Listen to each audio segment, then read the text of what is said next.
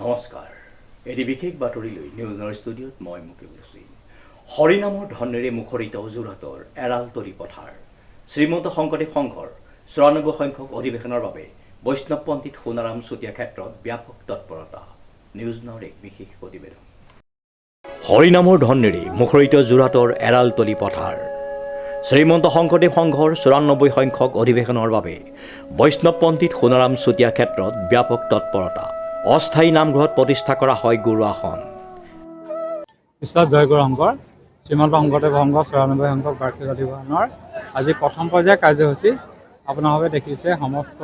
ভকত বৈষ্ণৱ বাপমুখাই আহি আজি আমাৰ এই নামঘৰ যি গুৰু আসন প্ৰতিষ্ঠা এই গুৰু আসন প্ৰতিষ্ঠা কাৰ্যসূচীত অংশগ্ৰহণ কৰিছেহি আৰু আমি সমস্ত আপোনালোকৰ এই প্ৰচাৰ মাধ্যমৰ যোগেদি সমস্ত জনৰ চৰণত আমি ভক্তভাৱে সেৱা নিবেদন কৰিছোঁ আদৰণীয় তৰফৰ পৰা যিহেতু আমি এটা ২০১৯ চনৰ পৰা এটা সপোন আগত লৈ আমি এই অধিৱেশন ভাগি পতাৰ যি ইচ্ছা আছিলে প্ৰবল ইচ্ছা আজি সেই প্ৰথম কাৰ্যসূচী হিচাপে আমি আমাৰ সপোন বাস্তৱত পৰিণত হ'বলৈ গৈ আছে গতিকে আমাৰ তেতিয়াহে আমাৰ এই সপোনটো বাস্তৱত পৰিণত হ'ব যেতিয়া আমাৰ সমস্ত উত্তৰ পূৰ্বাঞ্চল ভকত বৈষ্ণৱ আহি আমাৰ এই অধিৱেশনত আহি উপস্থিত হৈ আমাক সেৱা কৰাৰ যি সুবিধা প্ৰদান কৰিব তেতিয়া আমি সাৰ্থক হ'লোঁ বুলি আমি ভাবিলোঁ বা আমি উপকৃত হ'ম বুলি আমি অনুমান কৰিছোঁ বা ভাবিছোঁ আৰু লগতে আমি আপোনালোকৰ মাধ্যমৰ যোগেদি আমি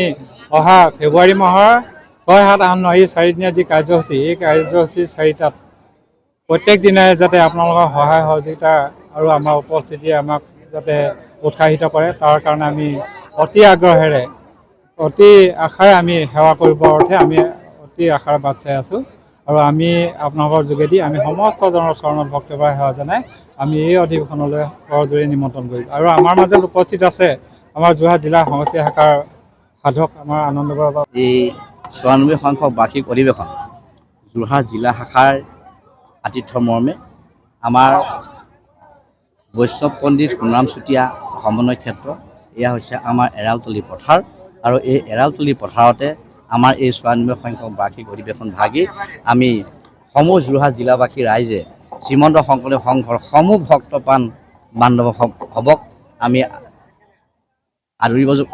খুজিছোঁ লগতে শ্ৰীমন্ত শংকৰদেৱ সংঘৰ লগতে মিটিঙলৈ আমাৰ এই সভাস্থলীলৈ সদৌ অসমৰ বিভিন্ন অনুষ্ঠানৰ পৰা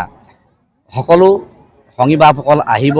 যুৱক যুৱতীসকল আহিব আমি সমস্তজনকে এই অধিৱেশনস্থলীত আমি আদৰণি জনোৱাৰ আমাৰ যিটো হেঁপাহ সেই হেঁপাহত আমি সমস্তজনে ইয়াত একতাপতি হৈছোঁ যাতে এই অধিৱেশনস্থলীলৈ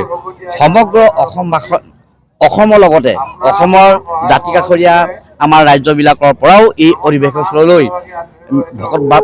বাপ বান্ধৱসকল আহি সমবেত হ'বহি সেইকাৰণে আমি সমস্তজনকে আদৰণি জনাবৰ কাৰণে আমি যোৰহাট জিলাবাসী ৰাইজ সাজু হৈছোঁ আৰু আজি এয়া আমাৰ প্ৰথম ভাগৱত প্ৰতিষ্ঠাৰ দিন এই ভাগৱত প্ৰতিষ্ঠাত আমাৰ এই প্ৰতিষ্ঠাৰ